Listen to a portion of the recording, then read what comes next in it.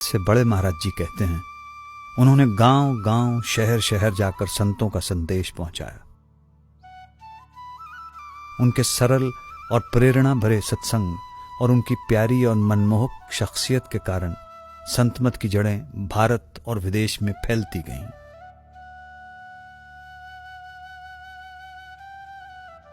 इसका नतीजा यह हुआ कि आपके सत्संग सुनने के लिए ज्यादा से ज्यादा लोग डेरे आने लगे। जैसे जैसे संगत बढ़ती गई, सुविधाएं भी बढ़ने लगीं और नई इमारतें बनाई गईं। बड़े महाराज जी को डेरे का पहला आर्किटेक्ट कहा जाता है। उन्होंने यहां की ज्यादातर इमारतों के नक्शे भी खुद बनाए और इनके निर्माण की निगरानी भी खुद की। आप खुद घंटों तक खड़े रहते, इंजीनियरों और मिस्त्रियों को समझाते और छोटी से छोटी बात पर खुद ध्यान देते। सत्संग घर उनकी इंजीनियरिंग की काबिलियत की एक जीती जागती मिसाल है।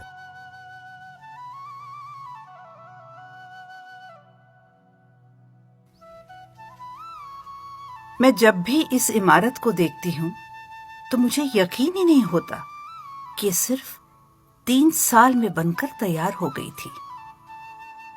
मैंने किताबों में पढ़ा था कि एक मशहूर ठेकेदार जो बड़े महाराज जी का प्रेमी था, उसने पूरा सत्संग घर मुफ्त में बनवा देने की अर्ज की, पर बड़े महाराज जी ने प्यार से उसे मना कर दिया, क्योंकि वो चाहते थे कि सत्संग घर के निर्माण में उनके हर सेवादार को मौका मिले। उनके लिए सेवादारों की छोटी से छोटी कोशिश बेशकीमती थी और कोई शक नहीं कि सत्संग घर बना भी इसी तरह। यही सिलसिला आज भी जारी है।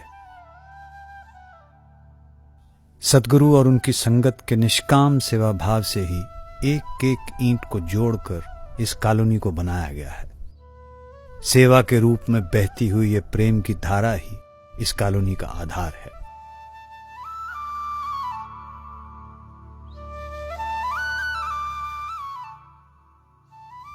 हमारी मुलाकात कुछ ऐसे लोगों से हुई जिन्होंने बड़े महाराज जी के साथ बिताए कुछ ऐसे पलों के बारे में बताया जो कभी नहीं भुलाए जा सकते। The foundation of the Satsang Ghar was laid in 1934.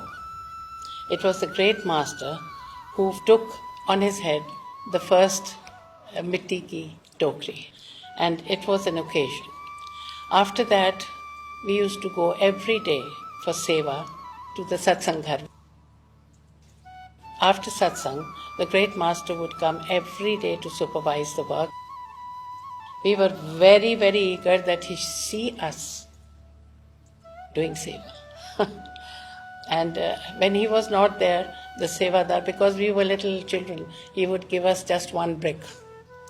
But when we saw the master coming, we would request him, please give me 2 bricks, so that at least he sees me doing good seva. And it so happened, on one day, he passed by and he saw me. And he said, Kako, tu bhi seva kar rahi? Oh, my day was made.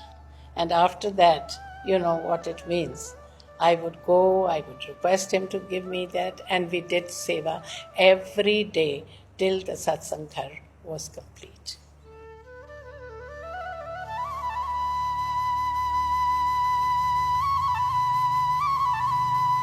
बड़े महाराज जी सेवादारों की लगन देखकर बहुत खुश हुए। उन्होंने सेवादारों से कहा, मेरे पास अपनी खुशी जाहिर करने के लिए और शुक्रिया अदा करने के लिए कोई लफ्ज नहीं है। मैं तो कमजोरियों और कमियों से भरा हूं। सत्संग और आने वाली संगत में जो बढ़ोतरी हुई है, इसके पीछे मेरी ताकत या लियाकत नहीं है। ये सब परम संत बाबा जयमल सिंह जी की बदौलत है, जिन्होंने अपनी सारी जिंदगी भजन में गुजारी। जो कुछ भी हो रहा है उन्हीं के प्रताप से है। ये उन्हीं की कमाई की बरकत है। सब कुछ बाबा जी महाराज आप कर रहे हैं। मैं तो उनका दास हूं और शुक्रगुजार हूं कि उन्होंने बतौर सेवादार मुझे साध संगत की सेवा बख्शी है।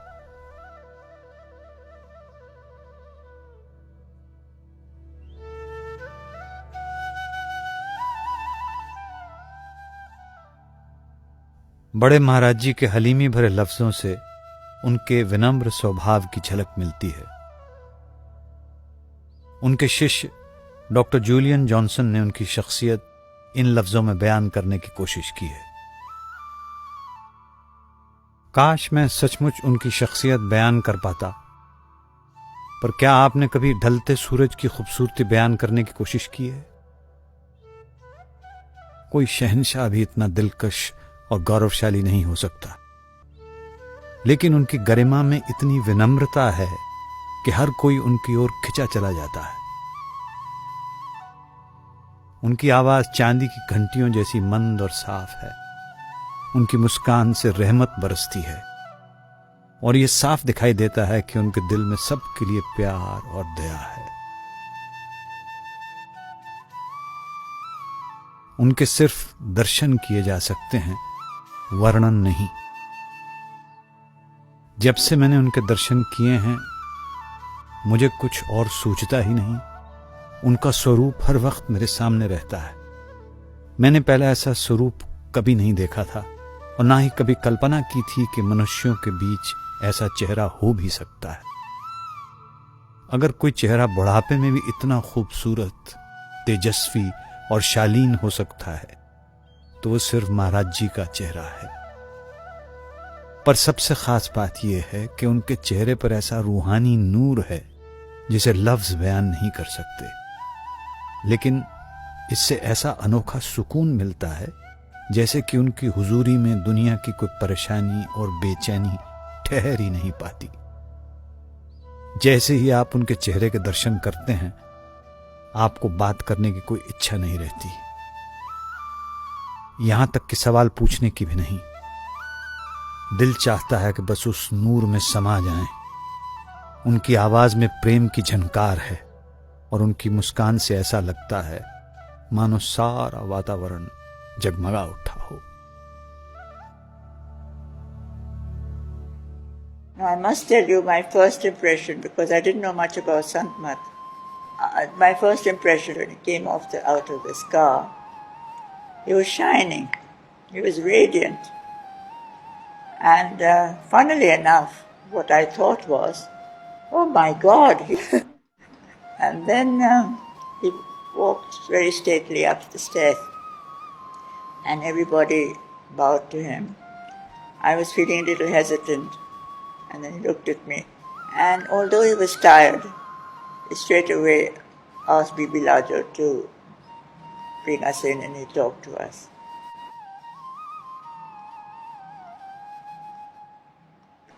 The next morning I heard my first satsang. I had many doubts and I'd written them all down. And the master did ask me that if there was anything I'd like to ask, and I couldn't think of anything. But at the satsang, he answered all my questions. All my doubts were cleared. Oh, his satsangs were very long, and he told beautiful stories, which we all enjoyed, and he laughed. His laugh was beautiful. He used to shake with laughter and tell our stories. And we used to sit quite close to the stage. I have something to say about the great master, that he wrote beautiful letters to me. And in the last letter, which was in 47, a year before, or a few months before, he wrote that मैं तुम्हारी संभाल कर रहा हूँ और करूँगा. I am looking after you and I will continue looking after you. And Babaji has fulfilled that. He's looking after me in my old age. And I'm very grateful to him for everything that I'm getting.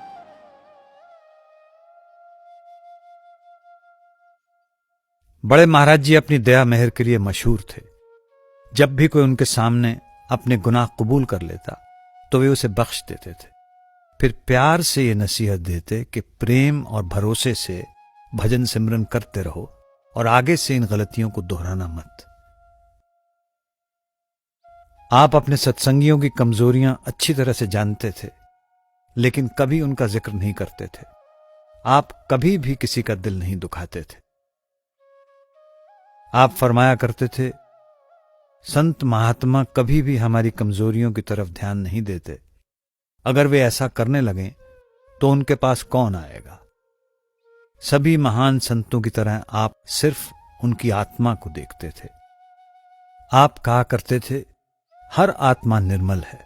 अगर किसी में हमें कोई गुण नजर नहीं आता तो ये हमारी आंखों और दिल का कसूर है, वरना मालिक हर घट में मौजूद है।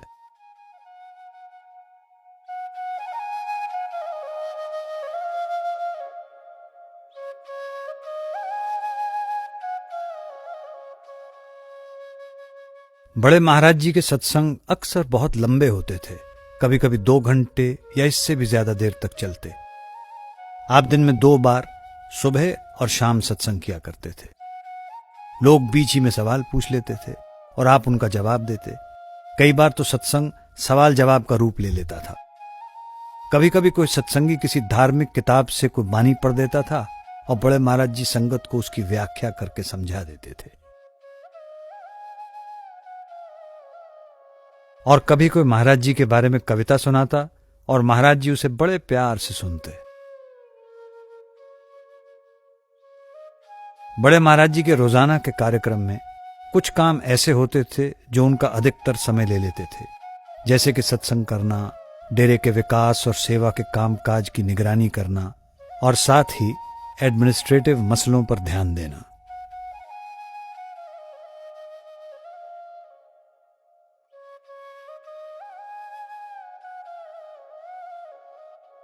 आपके अंदर अद्भुत मनोबल था और काम करने की गजब की क्षमता थी। आप अपने आराम, सहूलत और सेहत की परवाह न करते।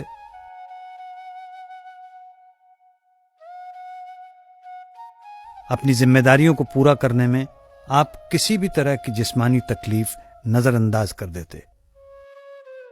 कोई भी ताकत आपको मालिक की सेवा करने से रोक नहीं सकती थी।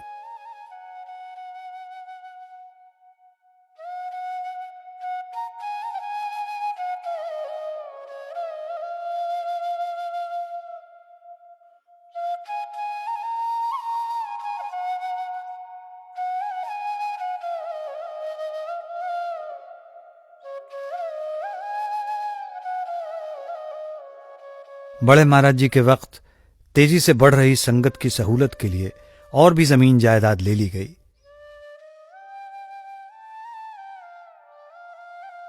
बेशक बड़े महाराज जी डेरे की सारी जायदाद के कानूनी तौर पर वारिस थे, पर उन्होंने कभी भी डेरे की किसी चीज को अपने या अपने परिवार के लिए इस्तेमाल नहीं किया।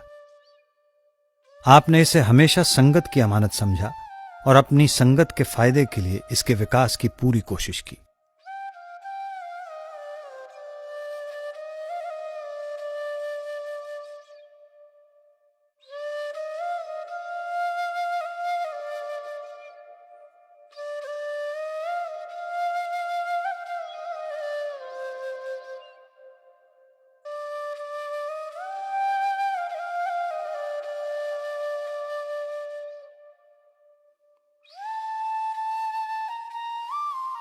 बड़े महाराज जी की जिंदगी सादगी की एक मिसाल थी। उनकी खुराक बहुत कम थी और वे बहुत कम सोते थे।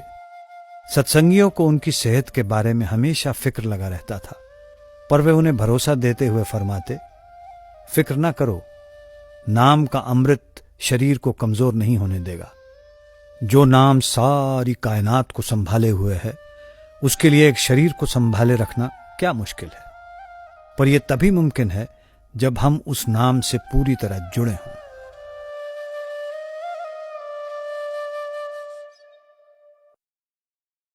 सतगुर है रंगरेज,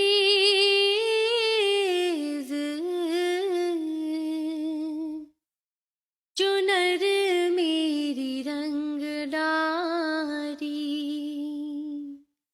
सतगुर है रंगरेज,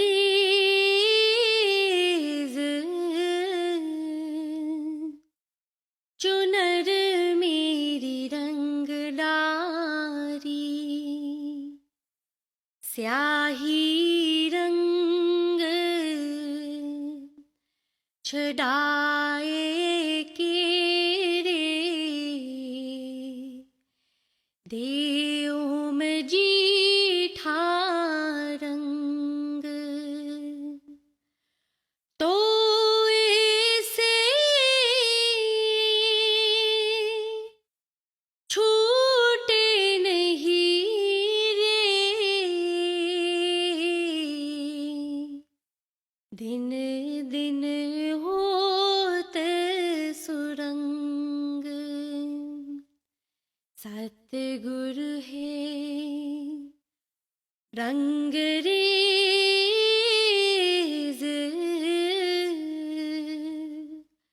चुनर मेरी रंग डारी पाव के कुंड नह के जल में प्रेम रंग दई बोर चस की चास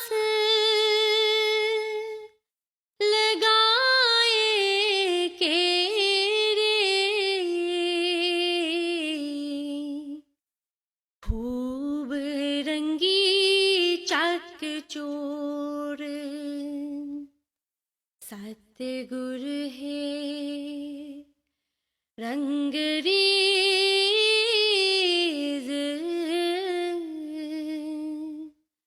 चुनर मेरी रंग डारी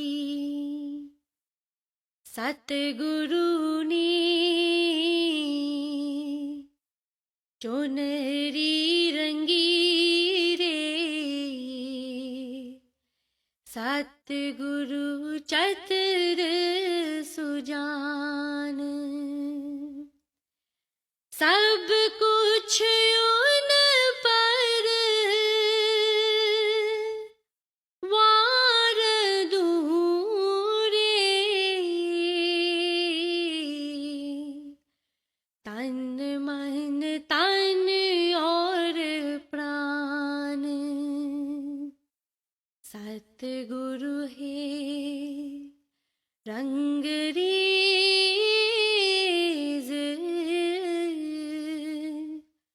चुनर मेरी रंग डारी कह कबीर रंग रेज गुरु रे मुझ पर हुए दयाल शीतल चुनरी और के रे पही हूँ मगन निहाल सतगुरु है रंग रेज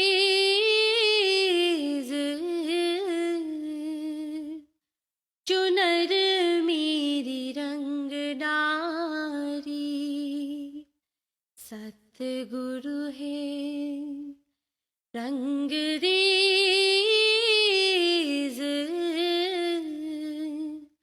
चुनर मेरी रंग डारी।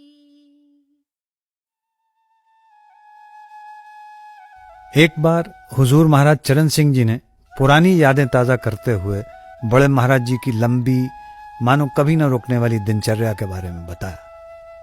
All what I talk, what I hear is nothing but the great master. Every particle of this place smells of him. He gives us that fragrance of his love and devotion, what he has done in this colony. Yes, he was much more busy than I am, I must tell you. In the morning he would go out, see all the fields, work going on, and with every department he would be in touch. And then he would sit in the office, he would attend to his whole mail in the night in the office. Professor Bhatnagar's father was there in charge of the office correspondence.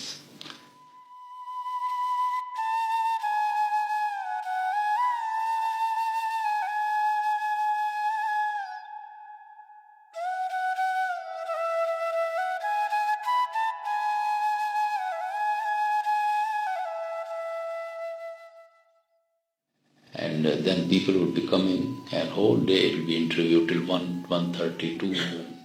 Virani would go and remind him so many times for lunch, because we won't be served meal unless he served. Then in the evening he used to hold satsang, and sometime in the morning he would go